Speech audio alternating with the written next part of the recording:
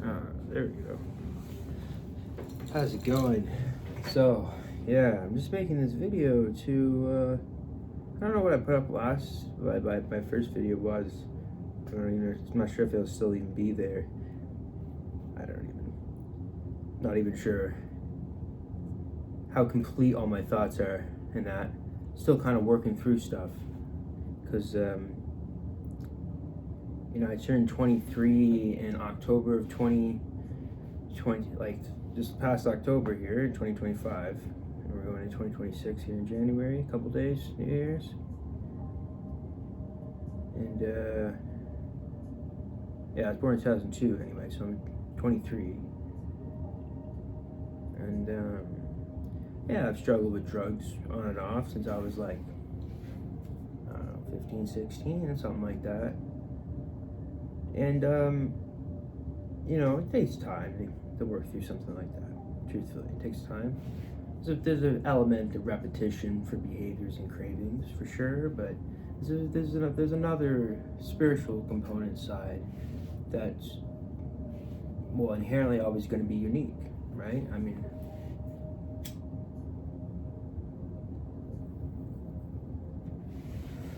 and this is relevant to what I want to discuss here. It's really not my main interest. That's just my own personal life.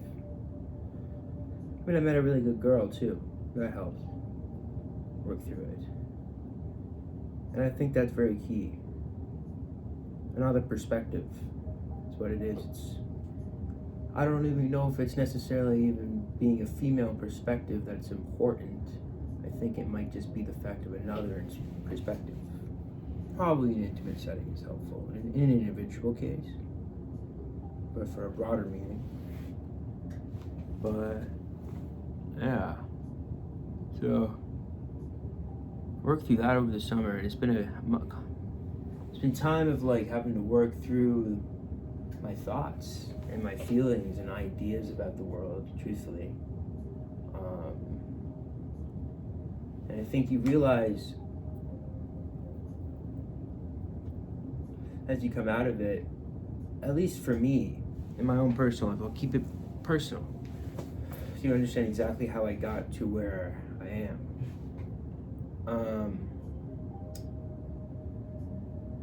I always grew up watching YouTube. I got an iPhone when I was 12, something like that, maybe. Not an iPhone, an iPod, obviously. They weren't really out yet like that. Well, they were, but they were different. But anyway, I don't even know if iPods are around much today, but that kind of dates me, I guess, a little bit. But yeah, I was born in so I had an iPod 12, and I kind of grew up on YouTube. I found it very fascinating to like learn about other groups of people. Really, but I found it really fascinating to learn about other types of people.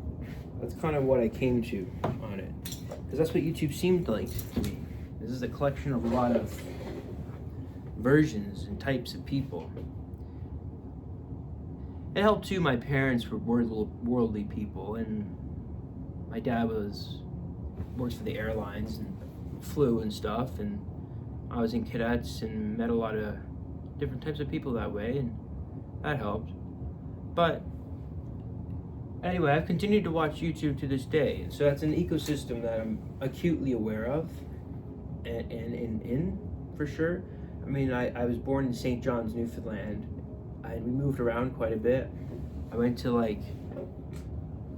left Newfoundland about 9, 10, go to Nova Scotia. I was there 4 years. Then we go to Ottawa. Parents split up. They still got along though. Went back to Nova Scotia, found friend groups, kind of got into drugs then. Wasn't soon after my mom passed away. She had cancer. And then, to speed things up a little bit, just not to get too much in the weeds of it, because it's just really not even really that relevant. Not that it's embarrassing or anything, it's just kind of boring. But it's just kind of what you would expect drug addiction to look like. So, I mean, I'm sure we all know what that looks like. Not homeless or anything, but not doing well, right? And struggling, but yeah.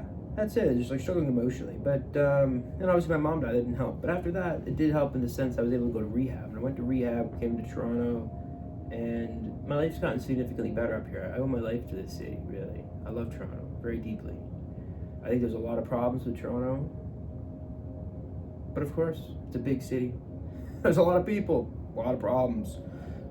Really just not that complicated. But it's a great city, and it gave me my life back. But anyway, that's my own personal side of it. But my parents have always talked about politics, so that's always been something of my interests. And so I always liked politics a lot. But I'll be honest, politics does get boring.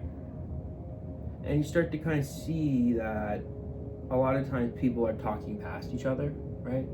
There's nothing wrong inherently with a conservative viewpoint. There's nothing inherently wrong with a liberal viewpoint, though we all know conservatives also agree with liberal principles. Yeah, but anyway. So, and because YouTube is kind of to a degree, I mean, it's definitely LA focused and like California focused, but this is kind of the amount of people who live there too. Again, back to that same concept. But it is kind of a worldly project, you know? And it's well, I don't know if project is the right word, but it's a platform, right? It's a platform. And so global politics is really geopolitics, right?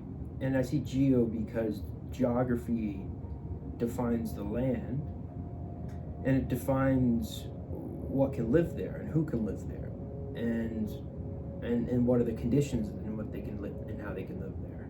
And so geography is crucial. And so geopolitics, but geo for global, I guess, in some sense too. And it's very well. No, I don't think it's global, but yeah. And anyway, so I get into that, and I start learning more about that type of things. But like again, why is the drug addiction key to it? Well, and how is that relevant to today? It all kind of comes together in the sense of lots of information I would listen to would be true, factual, some of it hearsay, opinion, and there was no guidebook to the internet. My parents had some knowledge. They were born in 1977, but not really full knowledge of it. And so, not like how I would parent my kids with it. Not super strict, but definitely I know how to use it. And so I feel in some sense, a lot of what we see in my generation is a reaction to the internet, and maybe even the following generations. But for me, how all this kind of unraveled, to use a word for it, is I would walk down rabbit holes, I think, while using drugs because they're interesting, truthfully. They catch your attention. They're emotion grabbing. And I'm gonna be honest, there's a lot of that on the internet. There's sort of a lot of it in the media, maybe not conspiracy theories, but they gotta keep your attention. That's the key. But as I get older and I sober up, and for the first time in my life, drugs are finally off the table, I start to think about the world around me and why it's structured the way it is. And is that a good thing? Is it a bad thing? And what should I do about it? And what is my role in it?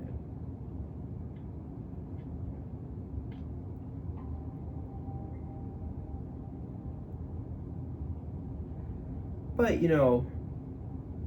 yeah, I mean, yeah. My role in it,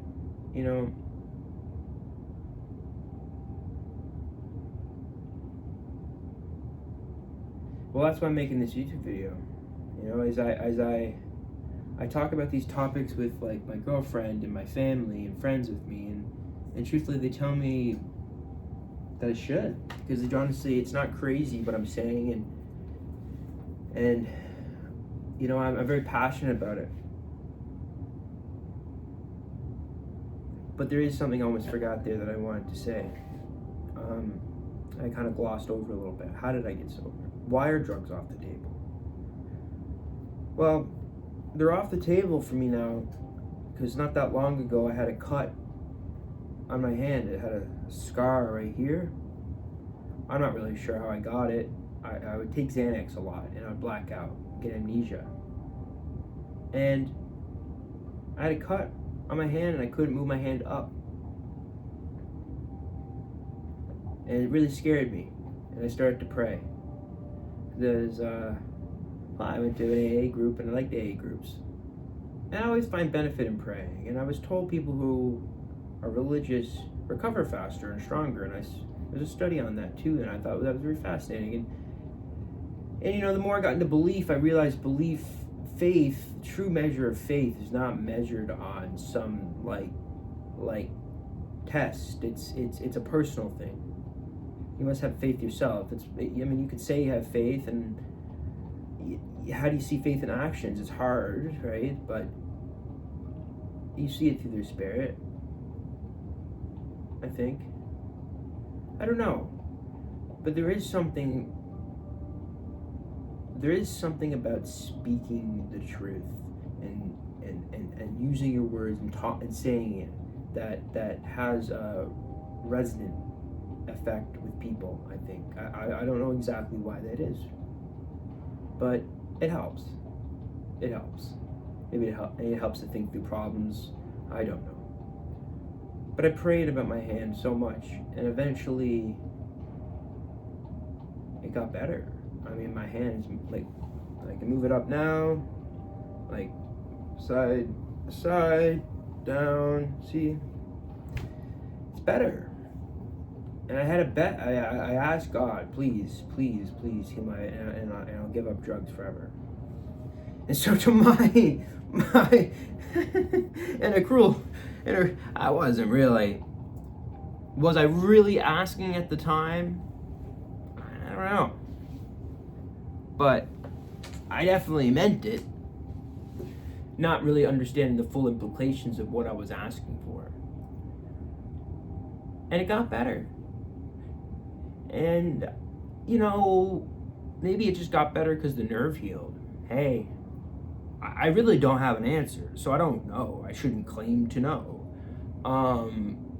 But I think we all can agree taking a bet with God, probably not a good idea to renege on that bet. And so, yeah. And then at first, that feels good because you're over the addiction. And then it starts to sit with you and lay with you. And you start to have to go, oh, okay, what now? What do I do now? That's the question. And so, for me, I fall back to, what have I done? What have I usually done? And so, I look at the world around me. Because I think there's a unique concept here that's important to keep in mind. I think to have a happy life, I think there's definitely a biological family, probably good, probably thing. For me, that's what I want to have, but also too, you need to look at the world around you and what the world needs, what your place in the world could be. You also have to line up what you're capable of, right? What are your resources? What are you capable of?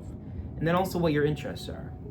And the more you line up these things, the better it gets. The happier you get. The more you can align all these things. And I think that's really one of the key aspects.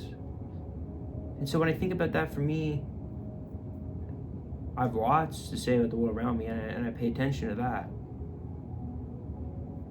But it means a certain thing to me. That doesn't just mean my community. It definitely means my community. I care deeply about my community and my country, very deeply. I love this country. But, now that's not on blind patriotism. You have to admit your faults too. However, what am I capable of? Well, truthfully, at the moment, I have a spot at U of T in September, and George Brown here starting in January. And so school, we can do that. But what else? What are my interests? And I care deeply about global politics, geopolitics. I care deeply about Canada and our place in the world. I care deeply about the people around me here in this country. I care deeply about humanity.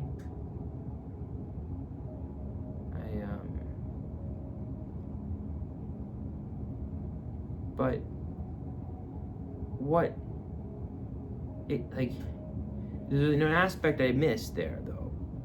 What is my, okay, when we start to think about, okay, what am I capable of? Okay, what are my interests of? Okay, so now that I know, and so then what could I do?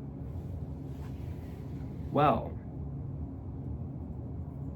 I don't know, it's a good question.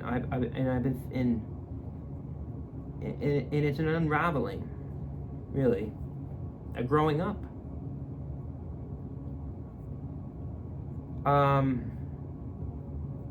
Yeah. And I want to make this YouTube channel to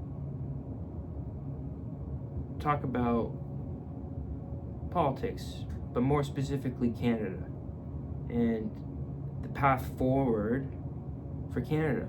How do we put Canada forward? How do we look to our country and to our people here and to all of those from coast to coast to coast, as politicians love to say?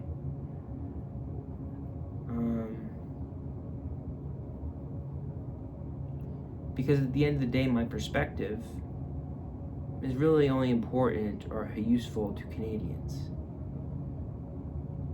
I mean, I don't know, I'm not an expert on all the countries, and so I shouldn't comment too much on what they should do. But I am acutely aware and familiar of here. And I know there's a lot of disenfranchised men. And I know there's a lot of lost people, disenfranchised people. People who are lost in this noise of confusion and this zombified world, or this I don't know, this endless sense of fear and this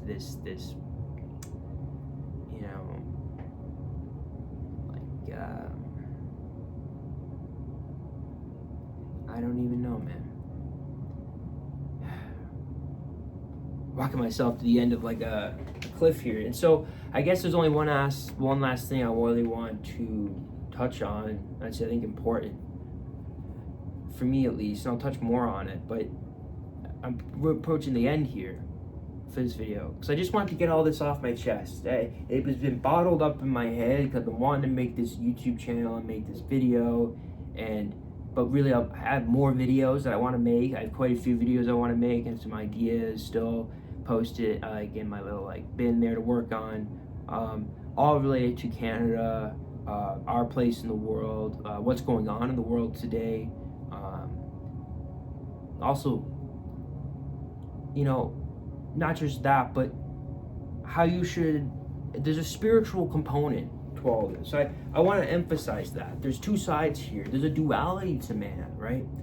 And so there's this aspect to abstract and to think and to examine and classify and see patterns and all this type of stuff. But at the end of the day, there needs to be first principles. And so that's important to keep in mind.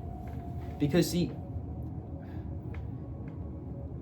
at least for me, and I'm sure, I don't think I'm terminally unique as a person. And I think there are lots of people like me out there. And I've suffered a lot from just abstracting all day and just thinking all day and forgetting the key, crucial part to all this. We must act. You must speak the truth. And I think that's why there's this theme and rap of speaking the truth. And I like that. I've always liked that. And I know why now, because it's like a prayer. You have to speak it forward. And if you speak it, that's why I'm making this channel. I can't keep this in my head. And once I see, and once I've recognized what I've recognized, I have a duty to help people. I have a duty to help people. And I don't know how to help people. I don't know what I can do. I'm not the richest guy in the world. Not the most influential, not the most famous, not the most popular. I'm not the best looking. I'm not the smartest. Yeah, I'm relatively normal. And so, what can I do? But I've always one aspect is ideas. And when I look at the world around me and I've assessed everything and come out this and even gone through my drug addiction and got over that and got over my mom and the grief of that and all the other things that's happened in my life, having my life threatened and people had to kill me and stuff like that, which sounds insane.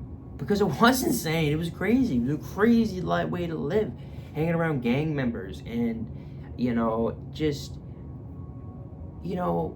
suffering, disconnected, disenfranchised.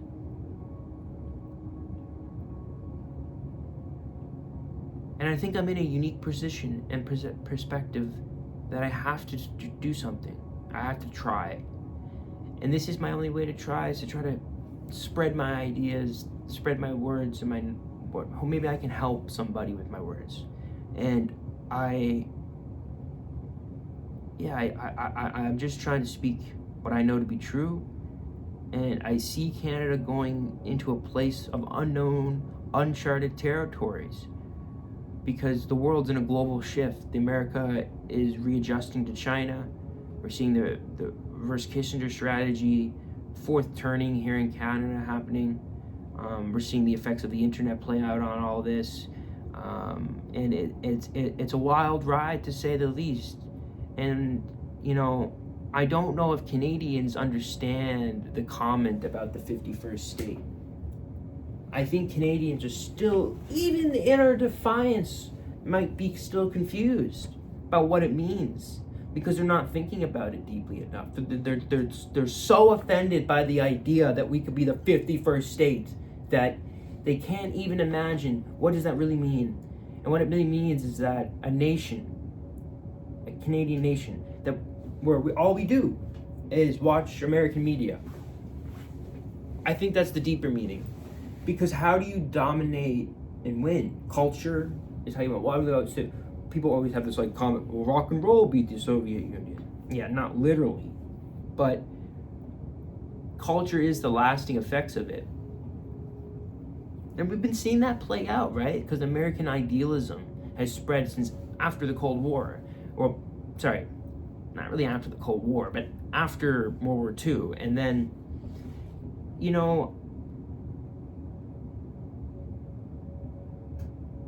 and I think there's been a few resettings of this. America's very good at reinventing itself. I think that's the benefit of America. It's because we take immigrants. We're the land of immigrants. That is why. Even my ancestors, all immigrants. My girlfriend's Ethiopian, all immigrants. Her dad fled communism in Ethiopia in the 70s, came here. But I think what Canadians miss about it is that liberals, I think, look to the government. They want someone official to tell them what Canada is about. And I think what they miss about that is that that's not where it happens, right? I think, just like there's a duality to man here, there's a spiritual component to this. And I think Canadians, the real spirit of Canadians need to define what it is to be Canada. We need to speak up and we need to speak what's true for it. And it doesn't just mean in a protest sense way, it means in conversations but respectfully. Because, when I share about my thoughts and feelings about some of these things to people, those around me, and I say it realistically, we're pretty in a diplomatic, neutral kind of way. Rarely we're talking about divisive or offensive issues. Sometimes, for sure, but we're not. It's not what I'm saying is not offending anybody, because, right. Because Canada came together through compromise and through cooperation. We didn't come together like the Americans through a war. That's not how we came about. We're not a warlike nation like them, but that's why we exist. Why do you think America hasn't conquered us? And I know we like to claim the war, but that was Britain, right? That wasn't really Canada. It's kind of a joke to say that. But the truth is, America will never conquer us. No. That would literally never happen. Because it would literally mean it would break the soul of that nation, the spirit. right, of that nation. And that literally would be the end of that type of America. And that's not going to happen. It wouldn't serve them on the world stage at all. No one would trust them. And so that's not going to happen. We beat them with that. It's also, too, to the rules-based system, and it's on, they have to follow that if they want to keep it, and that's the only way to keep everyone in line. And so we beat them by the geography aspect. We also have all the resources that they need, and it's just, we beat them in a lot of ways. But the problem is that Canadians forget that if they just become solely like Democrats, then this nation is ruled by Democrats. It's ruled by Americans. And so just screaming at Donald Trump and calling him a fascist all day misses the point. Why did he get elected? I mean, you can call him a fascist, but he was elected. He was elected twice. So, like, what now? If he stays a third term, then, well, might be a reasonable argument then. But until that happens, until I get that memo, I'm not really sure that I would agree with that statement. Because people elected him. Why? And I think Canadians need to see that more. Because you're gonna people will start to see and understand. You need to pay attention to the disenfranchised people of this nation. You need to address the ills of this nation. If you ignore it, it's the end of the country. It's the end of the country. I don't know what else to say. And so that's why I have a duty to say something here. Because Canada we are a force for good on the world stage, right? We operate like America's buddy to a degree, but we're not always agreeing with them either, right? Like, that's what's important to recognize. We don't always agree with them. We don't always join them. We didn't join them in Iraq. However, and that was good we didn't do that, by the way, because, like,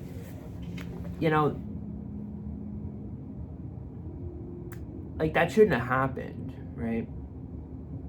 Because George Bush just kind of stole that election, and unfortunately, it's just, it is what it is. But, Americans are using this opportunity to tilt towards realism to deal with China, because China's dominated the world and spread lots of lies.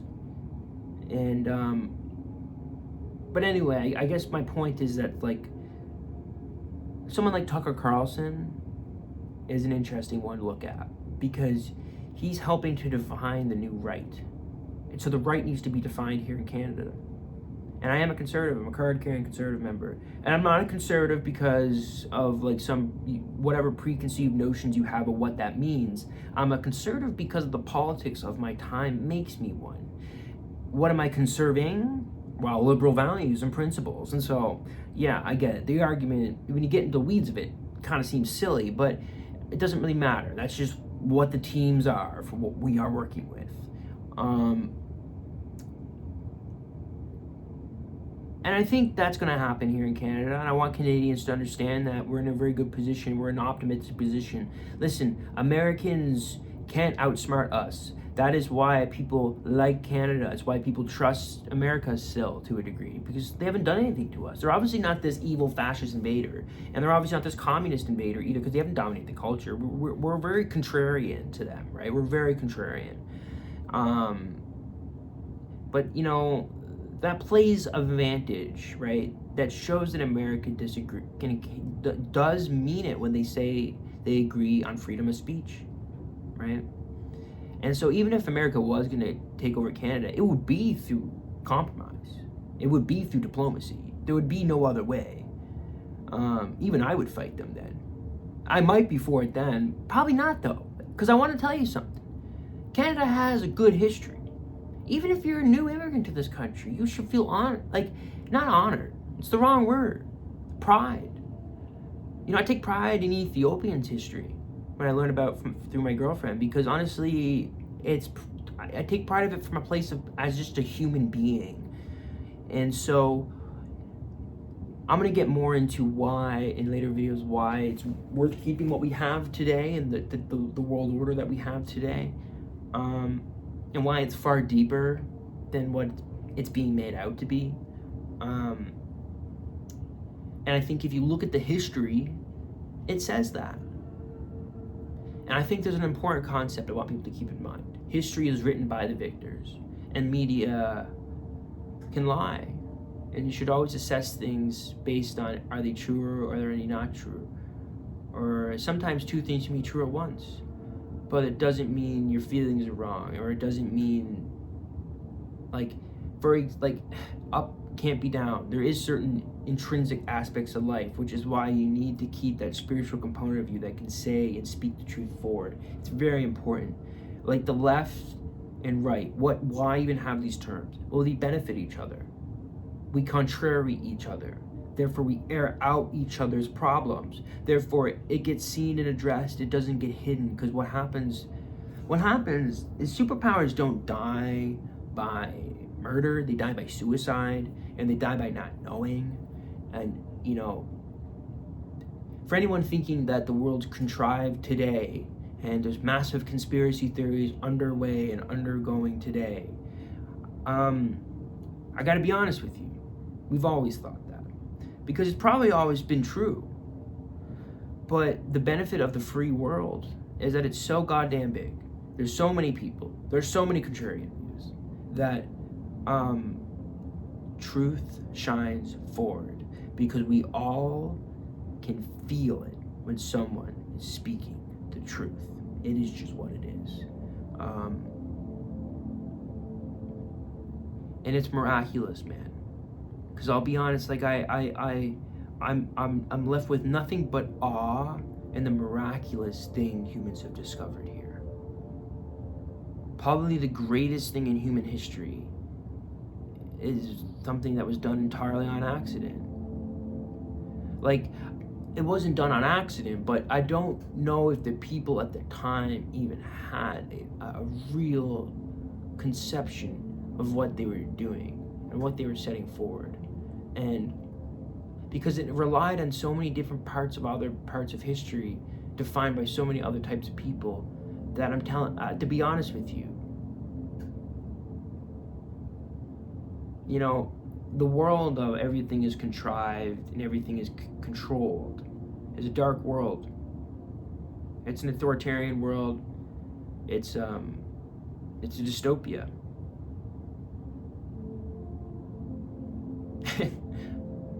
But funny enough, in those places you see no problems.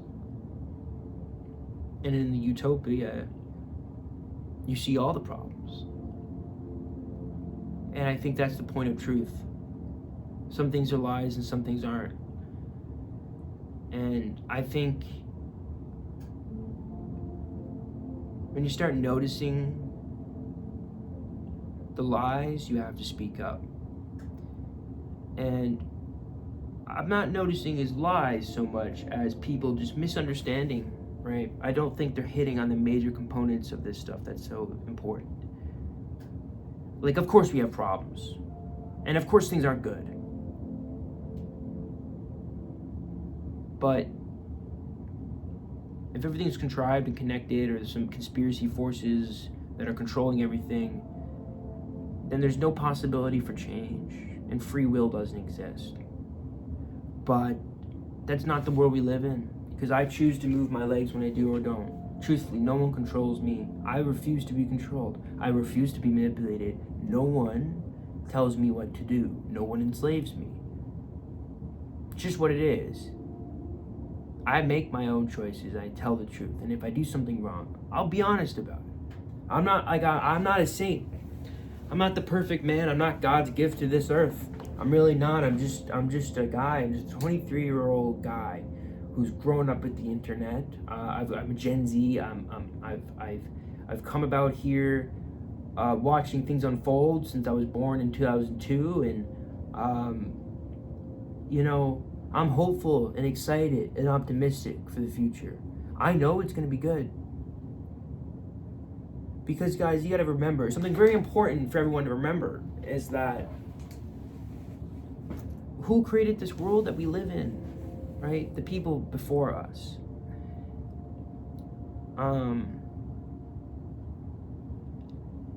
And, I think we see so much. I think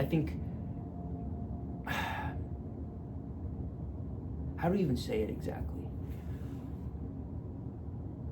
With so much information on the internet today, it magnifies how many actors there can be, how many different people there can be. But And there's so much information, it's hard to vet, right? And sometimes people don't, and sometimes they know it's not true and they're just using drugs, but they forget that they knew it's not true, and it just gets stuck in their memory. I mean, propaganda works a lot of ways. You can hide lies too. And so I think it's important for people to really understand that you have to be humble and understand you can be wrong. You're not always right, and you can be wrong. I think that's a place you must start from. If you can't start from there, I'll be honest with you. I don't know how you could be trusted. And so then how do we determine what's right and wrong? Well, we look at facts, right? Or people's experiences, things like this. Someone's feelings aren't wrong either, but it might not be correct either, right?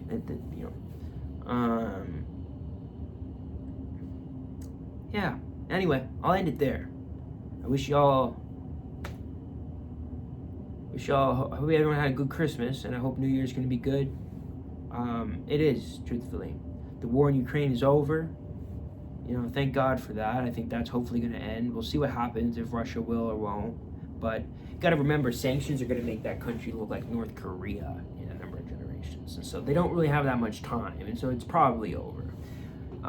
Taiwan is the real, but you gotta remember, they rely on us for food and water. I don't really know what they're gonna do there, how they could do it. They're also entirely outmatched. I'll just share something easy about China real quick. China's it left for communist countries, right? They're it. Russia seems to be done. Even Russia can't really control their population. They just do it through force. And now they do it through war. But after the war is over, shit's gonna get bad there. I'm just gonna be honest. Maybe not, but the Russian population is going away. It's just what it is.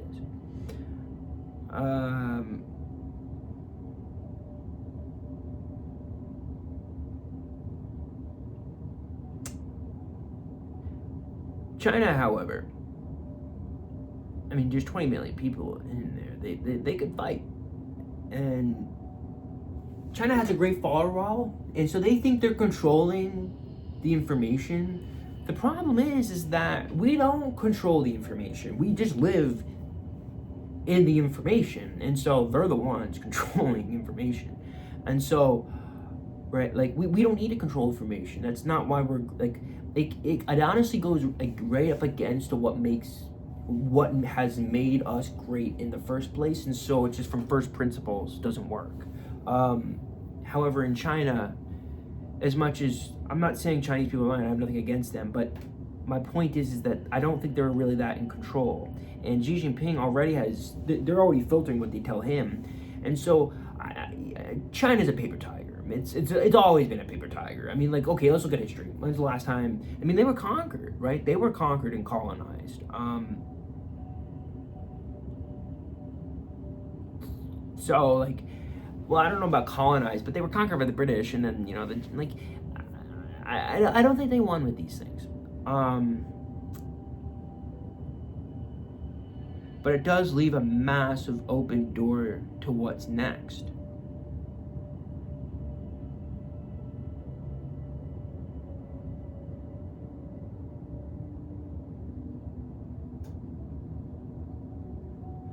And that's a great question. And one we will tackle another day. Probably make a video about the unraveling and fourth turning and generational cycles and stuff like that. And I'm going to make a video about like China and what's going on, like just what I think is going on, what's changing here in the world, and what I think is the pathway forward for Canada and the new right here in Canada. Well, how do we define what it means to be a conservative in Canada? That's going to be a question now. And anyway, God bless. I hope everyone has a great, happy holidays, happy Hanukkah. Sorry, I don't actually know much. Happy Hanukkah, whatever, don't matter. We good. All right, everybody take care. And hopefully we'll see you in the next one.